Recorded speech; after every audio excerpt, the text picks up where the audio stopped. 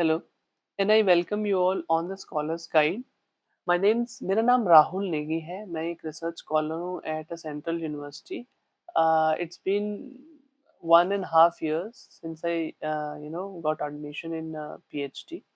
सो PhD से पहले भी पीएचडी के कर एडमिशन होने के बाद भी कई सारे प्रश्न मेरे दिमाग में थे। एंड और ये लाजमी सा है, ये जो इनिशियल रिसर्च स्कॉलर्स होते हैं उनके दिमाग में ये क्वेश्चंस होते हैं regarding synopsis, regarding research proposal, interview में क्या हम करेंगे।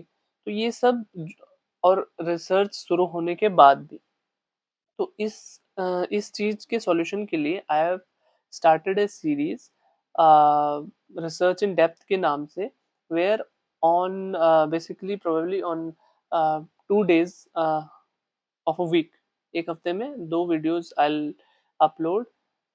छोटे छोटे टॉपिक्स विल कवर।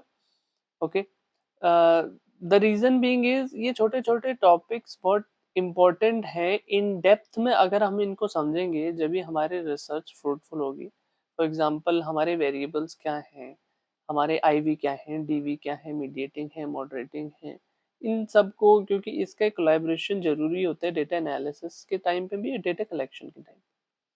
तो हाँ, तो आज हमारे पास जो रिसर्च मेथोडोलॉजी का जो टॉपिक है वो है topic number 1, that is conceptual framework. अब conceptual framework according to my HOD what he says is कि अगर आपका कंसेप्चुअल फ्रेमवर्क करेक्ट है ना, तो आपका 40% काम हो गया। I am talking about PhD का 40% काम हो गया आपका, अगर आपका कंसेप्चुअल फ्रेमवर्क सही है। सही कैसे है? आईवी आपके इंडिपेंडेंट वेरिएबल आपने कहाँ से लिए, डिपेंडेंट वेरिएबल कहाँ से लिए, क्या लिंक जो आप इसको करना चाहते हो, इसका रिलेशन ढूंढना चाहते हो, क्या वो पॉसिबल है? क्योंकि खाली कंसेप्चुअल फ्रेमवर्क विजुअल आपने बना दिया, ठीक है, बहुत अच्छी बात है, पर अगर वो लॉजिकल नहीं है, लॉजिकल मॉडल नहीं है, तो हम उसका डेटा एनालाइज नहीं कर पाएंगे। इसीलिए टाइम लगाओ, पर conceptual framework should be clean, should be tidy, और इसमें कोई कंफ्यूजन नहीं रहना चाहिए। चाहे अगर आप किसी को समझा रहे हो, तो आप कंसेप्चुअल फ्रेमवर्क से ही आपका सामने वाला बंदा मे इट बी रिव्यूअर और रिसर्च सीनियर रिसर्च स्कॉलर है और कोई गाइड है, उनको आप कंसेप्चुअल फ्रेमवर्क के थ्रू ही आप, ऐसा हो जाए कि कंसेप्चुअल फ्रेमवर्क से ही आप इनको समझा दो। तो तो कंसेप्चुअल फ्रेमवर्क अगर हम यहाँ समझे, conceptual framework is a visual और लॉजिकल। विजुअल तो हमने समझ गया कि एक डायग्रामेटिक वे में है। विजुअल और लॉजिकल मॉडल, लॉजिकल ये इसलिए कह रहे हैं क्योंकि डेटा एनालाइज के टाइम पे हमें कोई प्रॉब्लम ना हो, लॉजिकल भी होना चाहिए। तो a conceptual model is a visual and logical model that shows की वेरिएबल ऑफ योर स्टडी। आपके की वेरिएबल क्या है, आईवी क्या है, डीवी क्या है, मीडिएटिंग क्या है, मॉडरेटिंग क्या है, वो की वेरिएबल की बात यहाँ पर हो रही है। And how they are related to each other, एक दूसरे से क्या कनेक्शन, कौन किसको इम्पैक्ट कर रहा है, किसके थ्रू इम्पैक्ट कर रहा है, डायरेक्ट इम्पैक्ट कर रहा है, इनडायरेक्ट इम्पैक्ट कर रहा है, that is need to be, हमें करने की जरूरत है। इट एक्सप्लेन्स, अब यहाँ सिंपल लैंग्वेज में बता दिया, it explains what influences what and how, क्या किसको इन्फ्लुएंस करता है और कैसे इन्फ्लुएंस करता है। बहुत सिंपल सी स्टेटमेंट उन्होंने बता दिया। Now why do researcher love conceptual framework, हमें कंसेप्चुअल फ्रेमवर्क क्यों पसंद है? अब मैंने जैसे पहले बताया, कंसेप्चुअल फ्रेमवर्क अगर आप समझ गए ना, और आप इस कंडीशन में हो that you can explain it to anyone that comes in front of you, तो आपका रिसर्च का 40% काम हो गया। क्योंकि आपको पता है आपको क्या करना है, आपके आईवी क्या है, आपके डीवी क्या है, आपने कोई नीश पकड़ा है उसमें, कोई नोवेशन हो रही है उसमें, ठीक है। तो why do we researcher love conceptual framework? Because it shows clarity of thinking. हमें क्लियरली पता है क्या किसको इम्पैक्ट कर रहा है, क्यों कर रहा है।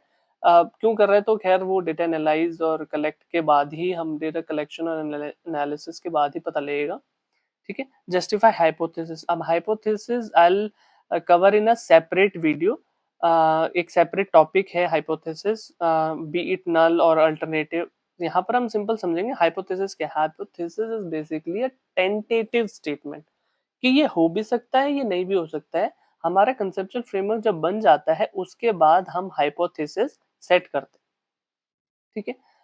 अब conceptual framework help reviewers understand your logic. हमारा जैसे मैंने कहा कि आपका जो लॉजिक है, आप जो लॉजिक समझाना चाह रहे हो, वो हमें रिव्यूअर को समझ आ जाता है उसकी वजह से।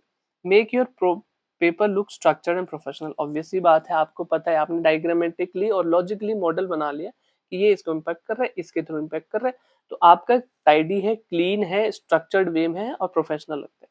जैसे यहाँ पर एक एग्जाम्पल छोटा सा मैंने डायग्राम बनाया है, एक डमी कंसेप्चुअल फ्रेमवर्क बनाया है, जिसमें आईवी अगर हम इंडिपेंडेंट वेरिएबल लें, आईवी वेरिएबल 1 हो गया, डीवी वेरिएबल 2 हो गया।